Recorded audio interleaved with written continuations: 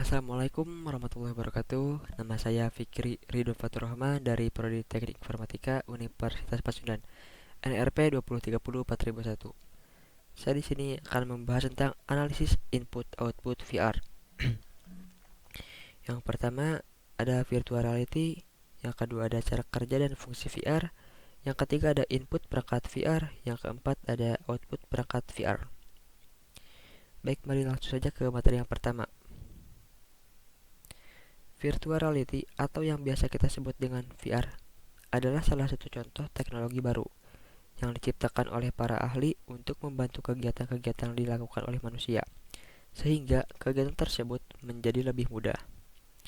Perangkat virtual reality mampu membawa suasana di dunia nyata ke dunia virtual, di mana kita bisa melakukan sesuatu yang unik, bahkan mungkin tidak bisa dilakukan dan tidak ada di dunia nyata. VR membantu membangkitkan suasana 3D secara nyata, sehingga membuat penggunanya merasa seperti berada di dalam dunia nyata, meskipun pada kenyataannya sedang berada di dunia maya. Yang kedua ada cara kerja dan fungsi VR. Apa sih cara kerja dan fungsi VR? Saat ini, VR menerima input dari dua sumber yang berbeda. Bisa berasal dari kabel HDMI yang terhubung ke PC atau konsol, atau juga bisa menggunakan smartphone. Kita juga dapat menghubungkan perangkat lain seperti pelacakan kepala dan tangan, controller, dan input suara ke headset VR. Saat kita memakai VR, akan ada satu atau dua layar permata yang menerima dua umpan, serta lensa autofocus yang diposisikan di antara layar headset dan mata, yang juga dapat disesuaikan tergantung pada gerakan mata dan posisi.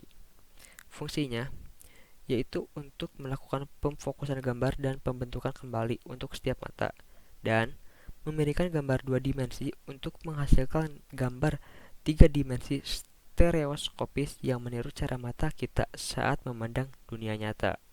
Lalu, untuk fungsi VR, virtual reality hadir di berbagai bidang seperti hiburan, pemasaran, pendidikan, dan kedokteran. Meskipun sebenarnya game tetap menjadi salah satu kegunaan paling populer untuk teknologi ini, yaitu VR.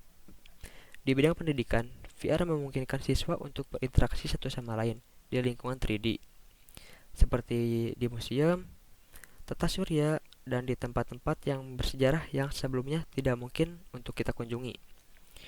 Teknologi ini juga dapat mendorong anak-anak dengan kebutuhan khusus untuk melatih keterampilan sosial mereka. Lalu, terdapat beberapa perangkat input yang bisa diinputkan ke VR. Contohnya ada kabel HDMI yang terhubung ke VR kita dan terhubung ke PC, juga bisa terhubung ke konsol.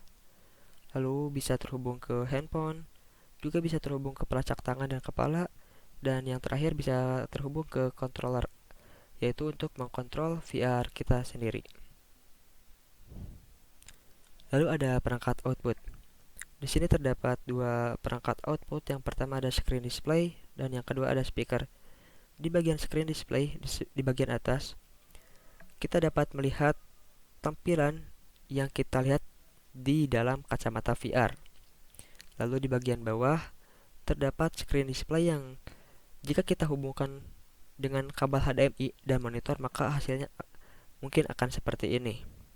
Lalu ada speaker, yaitu untuk mendengarkan apa yang kita dengarkan di dalam VR.